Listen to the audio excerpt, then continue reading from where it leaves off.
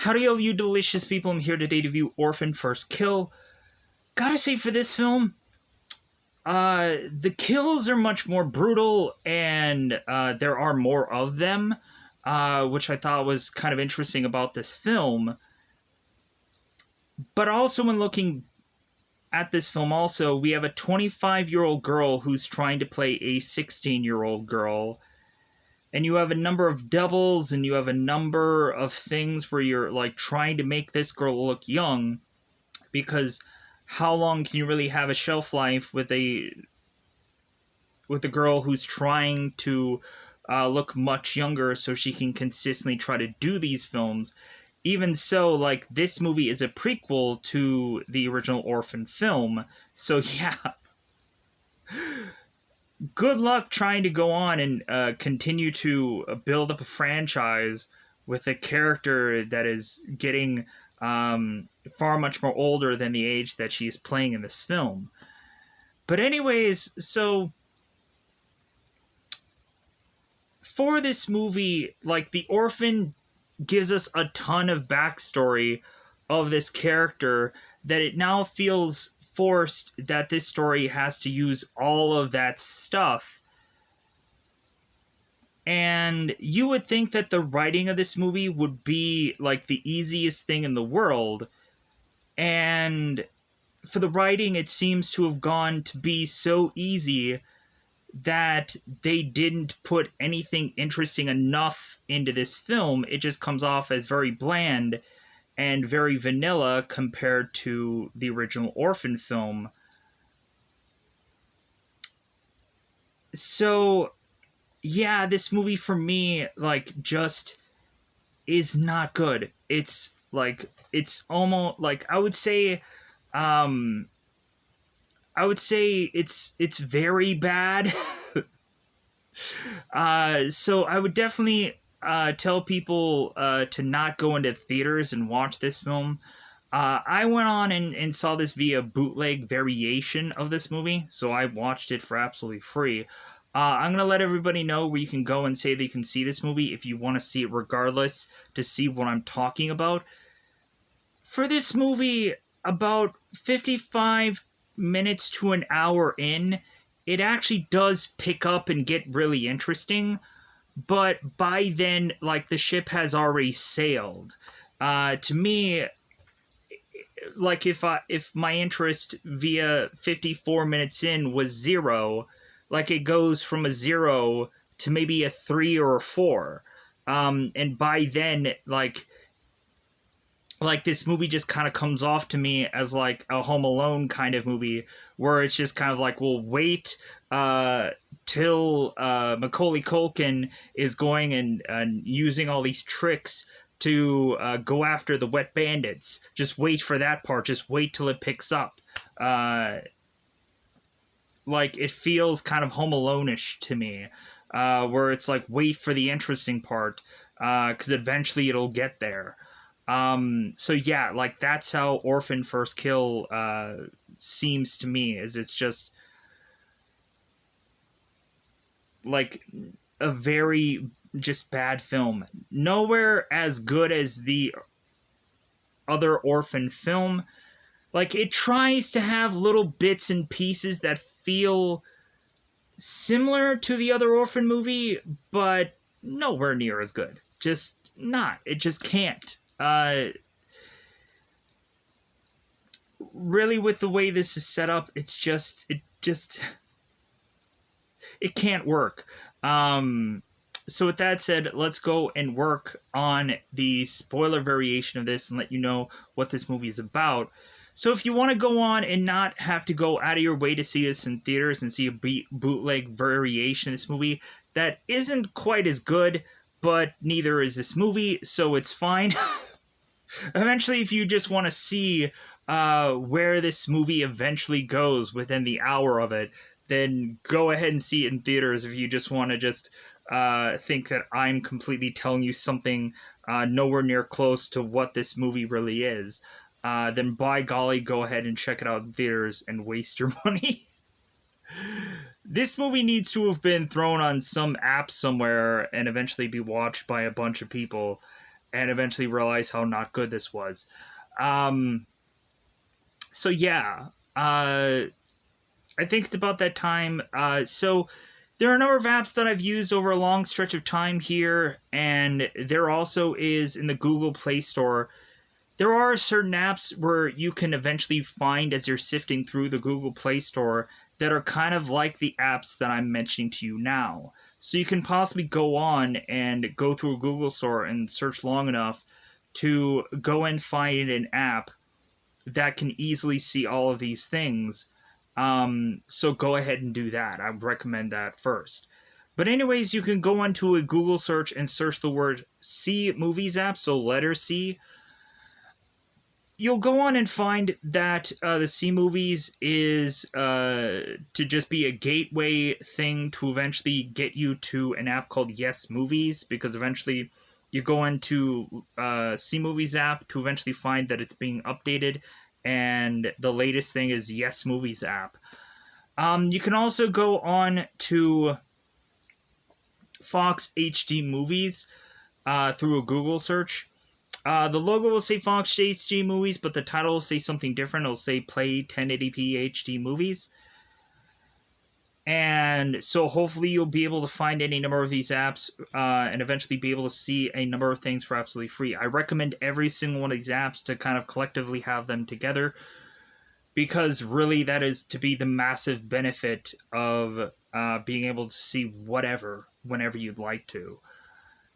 And then thirdly, there of course is another app called TV Crush that eventually had changed its name to and logo to HD Movies 123 Movies, and eventually you can hopefully download that app and be able to see a number of things with subtitles, especially if you need help reading certain languages and so on and so forth through certain shows, because like Invasion was one where I needed subtitles, and that was the only way that I could actually see that show and know what is going on.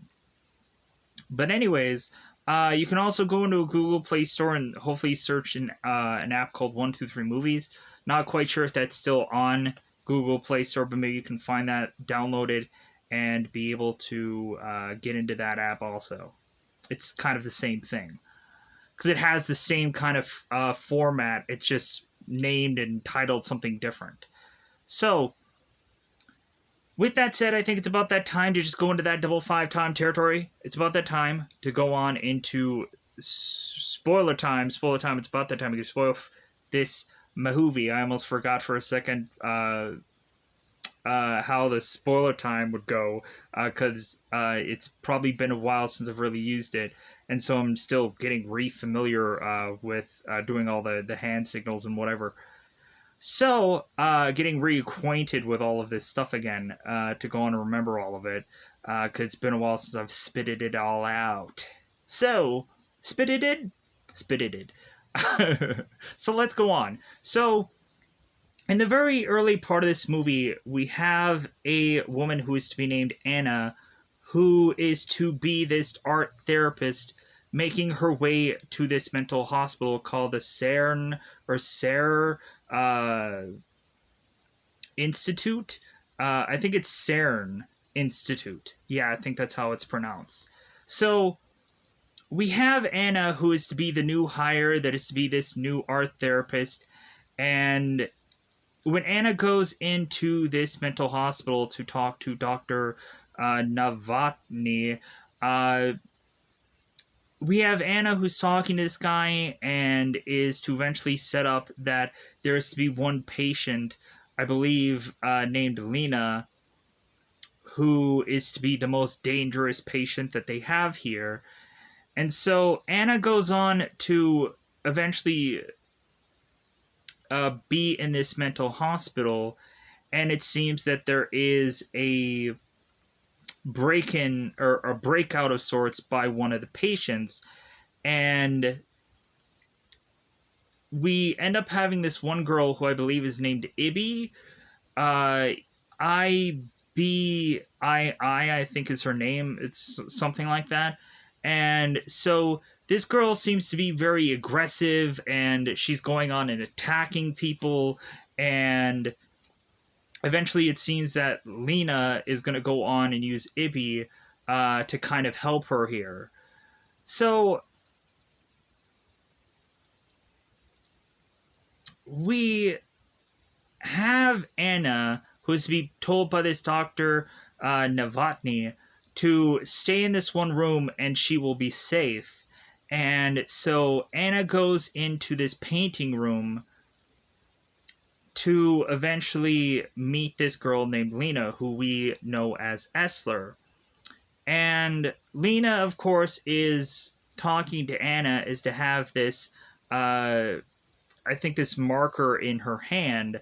And eventually, Dr. Novotny is to see Lena here and tells her to drop this marker, and so she does. They go on and they grab Lena and they take her and they bring her back into her cell. And so quickly, Anna is realizing how dangerous this location is, and she's like, you know what? Like, I'm out of here. Like, I didn't realize how bad this place really was and how shady it is. Like, I'm out of here. So we have Anna, who, of course, after her first day of witnessing this area, this location, and even at one point, Anna is to kind of have this room with a bunch of people painting, and one of the girls gets very upset and runs out. We have Anna, who goes on and quits because she doesn't feel safe here, so she ends up leaving for the day. And while that is going on, we have Lena, who gets put into her room, and it seems that one of the guards that is watching over Lena is to be infatuated with her, to the point of Lena going on and getting this guard to come into her room, where eventually he, like, ties her hands down. And so this guard goes into Lena's room, where Lena is to start to go on and touch this guard, and eventually what ends up happening is Lena ends up going on and immediately killing this guard brutally, and then eventually puts on this straitjacket to make her way through this institute, where eventually she uses Ibby as this girl who is to go on and attack this other guard, while Lena is to make a break for it, as Lena is to go outside as it's very cold, and hence why Lena is to have this straitjacket, so like she can kind of weather the weather that is kind of going on into this story. So it seems that when Anna is leaving for her day, we have Lena that is telling, like, Anna to be quiet. And so we have the guys at the Institute who have noticed that it seems Lena had figured out how to cut the feed, and they can't see where Lena had gone to. So Anna is driving off, finishing her day up, and all of a sudden we realize that her trunk is open. So Anna then goes on to make her way into her house, and eventually Lena is to kill Anna within this home and stab into her. Then Lena goes on and gets a new assortment of clothes. Or no, Lena ends up bashing Anna, and then goes on and gets this assortment of clothes, and then goes on to eventually see that there is a number of missing girls within the internet. And so Lena is to try to see if there's a girl that looks somewhere close to what she looks like.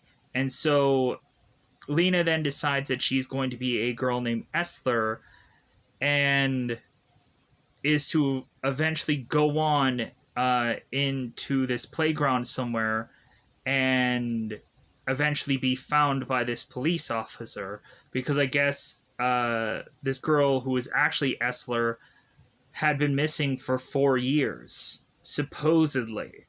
So, but before Essler leaves this place, we find out that Anna isn't 100% dead. So Essler again has to bash this girl because it's like, well, yeah, like the first hit doesn't like always kill everyone, and so she bashes this girl further to kill her off.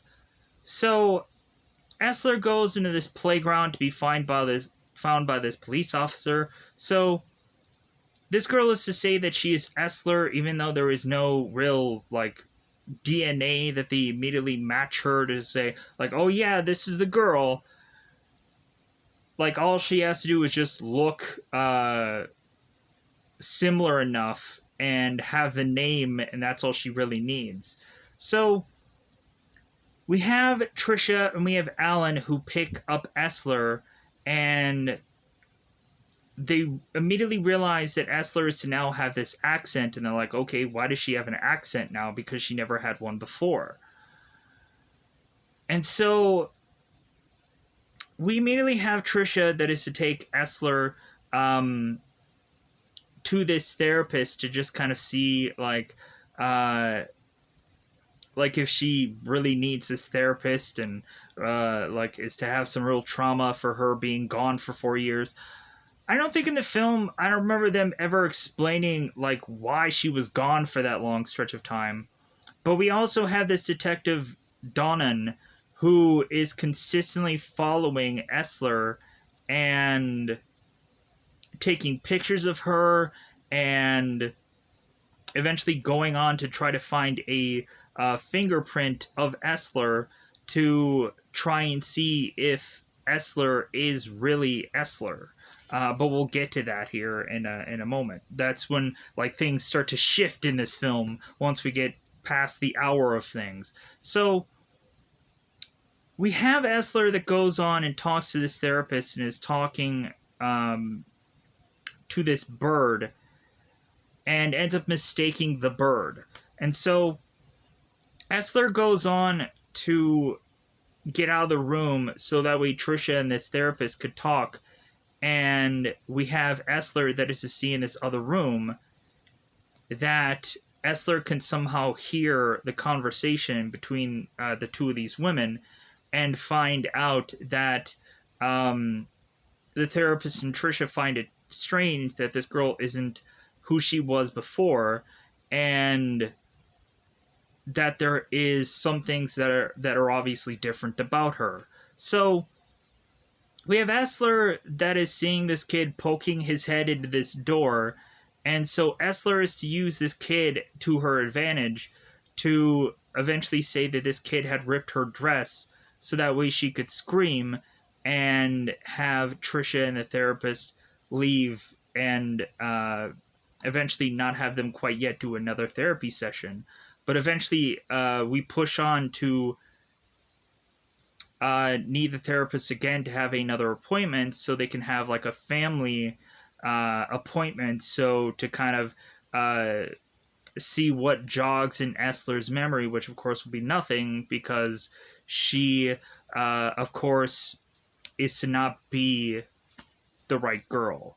So we have Trisha that is to go on and not accept that maybe this girl is really Essler, and Trisha goes on to eventually look through Essler's things, and is to go on and see this very peculiar book that eventually has this picture of Detective Donnan, and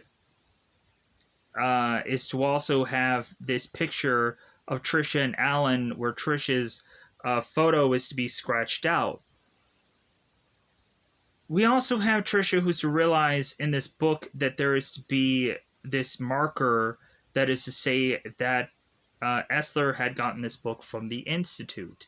So it's kind of like the Mission Impossible thing where eventually Tom Cruise is to, or Ethan is to realize that the person who was Job had to go on and be John Voight's character because of the stamp from the Bible.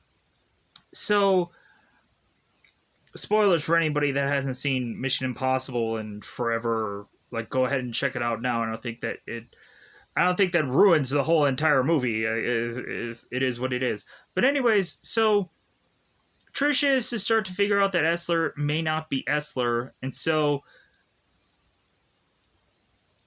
we start to have it where Alan is to go on and feel like a much better person now that Essler is back in his life. Alan, of course, is to be this painter, and it seems that he is to go on and not only paint these certain paintings, but then he also uses this dark light to eventually even paint a secondary design within the same design. And I thought that that was rather cool, but we already could have seen where this was going because of the first original Orphan film, where, of course, Essler had to have gotten this painting thing from somewhere, and so come to find out it was none other than Alan, who was to go on and eventually start painting with Essler within this film. And come to find out, Essler was to go on and draw this portrait of Alan, and Alan's like, oh my god, like, I guess in your time away, like, you have gotten way more skilled at painting, because come to find out, when Alan, Tracy, and Gunnar, who is to be their son also, is talking about Essler, they realize it's like, yeah, like, how is it that all of a sudden she can paint now and she can draw now? Because if anything, the only thing that she could draw before were like stick figures. How is it all of a sudden she's drastically changed in the time that she's been away? So let's get to the Detective Donnan thing. Or no, wait, let's get to yeah, let's get to the Detective Donnan thing, and then we'll go on into like further parts of. We'll get into the gallery and all of that stuff. So let's get to the real interesting part of this film finally. So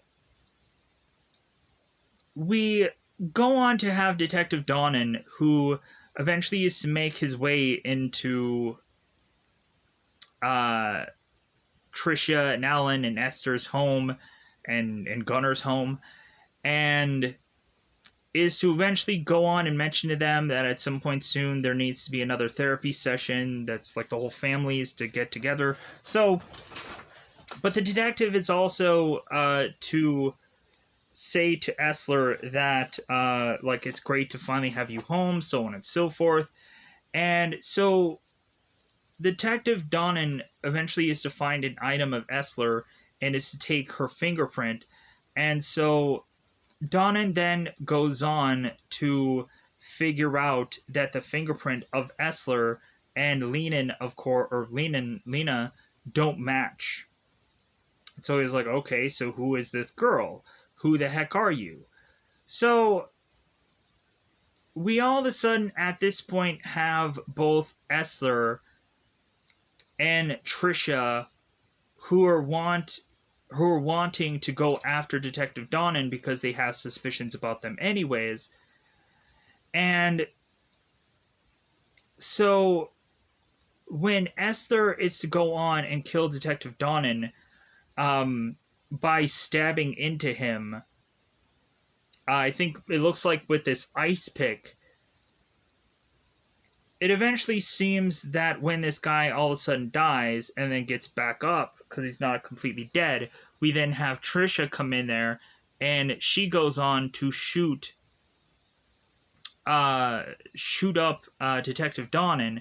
And so now we get the massive reveal in this movie that Trisha is to have known for a very long stretch of time that Essler is not who she says she is, but it seems that Trisha is fine with it because it seems to be doing wonders for Alan and putting him in better spirits, and that's why that Trisha will put up with Essler as long as she's there, even though Trisha is to realize that this girl is really some dwarf freak like girl and so on and so forth.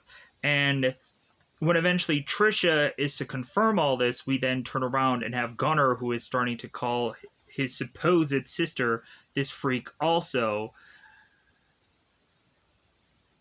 And so, because it seems that Gunnar and Trisha are kind of in cahoots with one another, where Alan is still very oblivious about what all is going on. So, Trisha was to go on and kill Detective Donnan and toss him into this hole. And Essler is going on and asking Patricia if Essler's body is down there also, and Tricia does not confirm that. So it would be interesting to eventually, somewhere down the road, see the real Essler appear and show herself and eventually say that this girl isn't who she said she is, because I am who I am. So we, and I'm kind of expecting that to happen for the third movie, because that makes a lot of sense to go on and do something like that. Because what other story can they really tell here? So we have, of course, Trisha, who's supposed to go to this art gallery, and so they're trying to get this fundraising going, and it seems that Trisha and Alan, like, their relationship is going so well that they're even going to have a quickie before they go off to this gallery. And so eventually, when they try to have this quickie, we have Essler that is to be witnessing what they're doing, and eventually is to go on and stain Trisha's dress, and then Trisha ends up getting upset about it, and she's like, "Oh, like my dress is stained. Like, I paid so much money for this." And Alan's just like, "Oh well, like, we'll just go and get you another dress." So when Trisha and Alan are to leave, they have kind of Gunnar being the man of the house and kind of babysitting his sister, but Gunnar does none of that, and instead he has this kind of party in the back of his house that eventually is to probably have a number of, like, beer and weed and all of this stuff.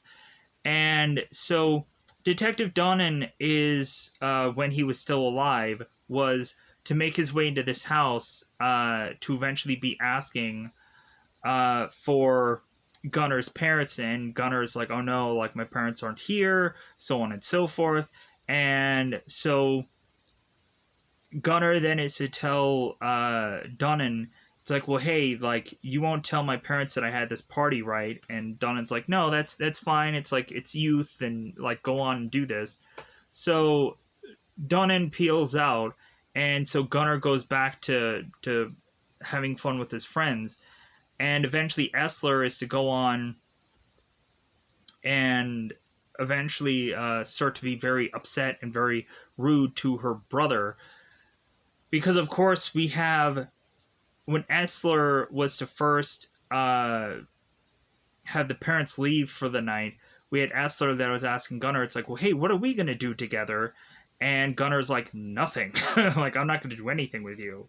So eventually Essler is going on and talking with Gunnar, because Gunnar, of course, is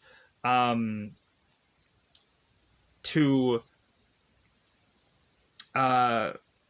go and start drinking and start getting high and all these things. So Essler is eventually telling her own brother to F off, because she's starting to get very upset with Gunnar, to the point of all these other guys, or all these other people that are around Gunnar, are all of a sudden like, "Oh my god, she just, like, told you to F off. Oh my god." We also had the moment when Gunnar's friends were getting to the party. We, of course, had Essler that is to say in a different language for these friends that are starting to be kind of a-holes towards her, that she'll go and chop off their balls and feed them to them. And she ends up saying this in a different language, and they're like, "Oh my god, like, did she ever learn Russian or Spanish, or what does she say there? I don't know." So eventually we have Alan and Trisha, they end up coming home. never to know that Gunnar was to have this party, so on and so forth. So eventually what happens is that Essler ends up getting obsessed with the father again, like in the prior movie. And so Essler goes on and is to eventually paint right next to Alan. And so what happens is that Alan is to go on and leave because he feels that he's like done enough to paint, and Essler is to stay in the room and is to consistently have this dark light come on and off. So we start to have Essler and Trisha like start to go on and play sides with one another. With something as simple as Essler is to come down to dinner at one point and realize that eventually her food is poisoned because Essler is to give this food to this rat, and the rat is to go on and eat the food and is to die. So when Essler is to start to get upset and leave with her food, we have Alan who is to ask Essler, it's like, well, hey, what's wrong? Like, are you okay? And Essler's like, no, I'm fine. And he's like, oh, okay, all right. And so he leaves. So Essler finds out her food is poisoned. So Essler turns around and decides to make a shake for Trisha, and is to make her favorite shake, the one that she loves the most. And so Trisha is supposed to drink this shake, but she's afraid that it might be poisoned also. So, come to find out, Trisha is to find a rat within this shake, and so she ends up almost wanting to vomit it out. And she's like, yeah, like, I'm gonna go and shove this rat into the sink and blend it within the garbage disposal. So yeah, we then have Alan who is leaving to go on and do his art job. So with that, we go on to have Essler that is to want to hug on Alan and is to not let him go or want to go with him because, of course, Essler feels the most safe with Alan. So Alan leaves onto this train, and so Trisha and Gunnar are just kind of sick of Essler at this point. They're like, yeah, like, we're gonna go on and we're gonna do away with you because we're just sick of you at this point. So Essler goes on and tries to run away from Trisha and from Gunnar. And so Essler goes on and grabs Trisha's purse to try to get the car keys, but ends up also getting this mace instead. And Essler ends up going on to mace Gunnar in the face and then runs off with the car keys and drives off. Trisha, of course, is to call the police on this car, and so Essler is thinking that maybe she can figure out a way to talk to these police to get her out of her maybe getting this ticket. And we immediately have this police officer that had asked this girl, like, oh, you're Essler, right? She's like, oh, crap. So we have Essler that ends up getting returned to Trisha and to Gunnar. And so they now just want to figure out a way to get rid of this girl. Like, it's like at this point, it's like, yeah, there's like no saving this girl. Like, we just got to figure out a way to just get rid of her now because like, we're shaming her and doing all these horrible things. So eventually we just get to the point where Esther gets so aggressive and gets so upset that Gunnar goes on to eventually grab Essler and is to basically just chuck her down these flight of stairs, assuming that she's dead. And so Alan all of a sudden is to get this phone call about what happened from the police. So Alan is asking Trisha, it's like, well, hey, like, is everything okay? I just got this call. And Trisha's like, yeah, Alan, everything is fine. And he's like, well, like, should I, like, like, should I try to come home? I think I'm going to try to come home. And Trish like, well, like, I'm not going to be there to pick you up, but like, come back home if you like. Like, I'm very busy here because, of course, Gunnar is to find out that Essler still isn't dead. So Trisha is telling Gunnar, it's like, well, hey, finish this. So Gunnar goes on to eventually get his fencing sword, because we end up finding out that Gunnar, the only thing that we find out about this guy is that he fences, and that's about it. That's the only unique thing about him. So Gunnar is to try to go after Essler, and eventually what happens anyways is that Essler ends up going into stabbing uh, Gunnar multiple times here. Plus, with this being a prequel, don't we just have to naturally assume that Essler is not going to get killed off in this movie because it's a freaking prequel? That seems to be a given. So it kind of feels like, okay, they're taking all this time for nothing because we already know who's going to win at the end of all of this. So again, it even like so much about this being a prequel doesn't help the film. So we'll have to see what a third installment will probably give us, right? So we have Essler, after killing her own brother, it seems that Trisha is to go on and see that Gunnar is now dead. Like, oh my god, my boy! Just because really, that is her real flesh and blood, and Esther is just this this dwarf freak that they end up having to find out lived here. So eventually, while Esther and Trisha are fighting, eventually the house starts to burst into flame. And this eventually leads to them fighting onto the rooftop because, like, considering the house is falling apart around them, the best place, I guess, would to have to be a massive fight out would be the roof of this house, right? As the house is collapsing around them. That seems brilliant. So we have Trisha and we have Essler, who at the same time are eventually going on to dangle upon this roof. And Alan is to arrive, just like, oh, hey guys, I'm coming, I'll help you.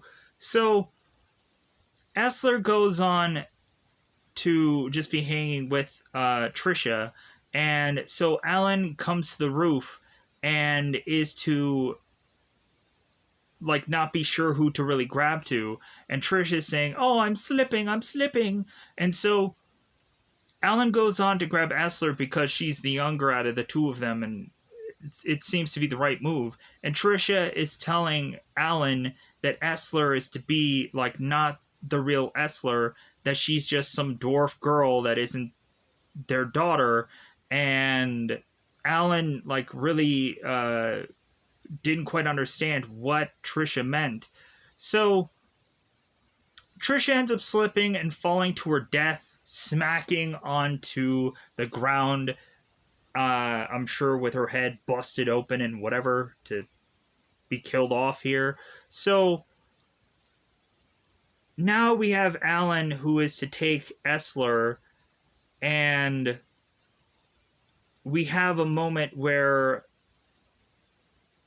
Essler is to tell Alan that like she'll be like the girl that he needs, because Alan no longer needs Trisha anymore, and Alan is starting to realize that this isn't his daughter. And even when they went on to that group therapy session where Essler is to come up with all of these fake stories that aren't actually hers to tell, because Trisha was feeding her these stories to convince this therapist as well as Alan that she really is who she says she is.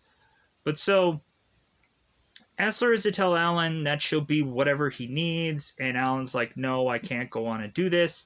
So we then turn around and have Essler, who is to also kill off Alan, and then is to go through the house that is burning around her, tra-la-la-la-la, and eventually is to be the sole survivor of this house. And then by the end of the movie, we go on to see that Essler is to go on and get transitioned to eventually go and get the right people to adopt her. So we have no like continuity from like the Orphan movie to this one. We just have them saying it's like, oh yeah, we're gonna go on and like, so there's no actor that returns from the Orphan movie. No, they just kind of set up by the end of this that that Essler is to go on to eventually go into the orphanage that we know her from in the Orphan. So with that said, I'm gonna go on and just get out of here. Yeah, this movie just wasn't that good, but I thought I would kind of explain this anyways, even though it's a movie that didn't feel need to have been made or done or whatever. But and anyways, I also didn't do this in the perfect form and way of things, but um, I felt good enough about it. Because really for this film, it's very thin. It's a very thin movie, and on top of that, um, but we also had Asler, if I didn't make that clear, that explained to Trisha like her whole real true backstory. So that's why Trisha was to know that Essler was a dwarf and a freak and whatever, because Essler was to explain that to her after uh, Dunnan was to be killed, to try to make that clear. So we also had Gunner, who was to tell, of course, Essler here that since he now found out that this isn't really his sister, that he can kind of basically treat her however he wants. That basically um, Gunner owns Essler, and there's nothing that she can do about it. And eventually that leads to Essler easily going on and killing Gunner because she hated him anyways. So with that said, I'm gonna get out of here. Bye, buddy. Bye, buddy.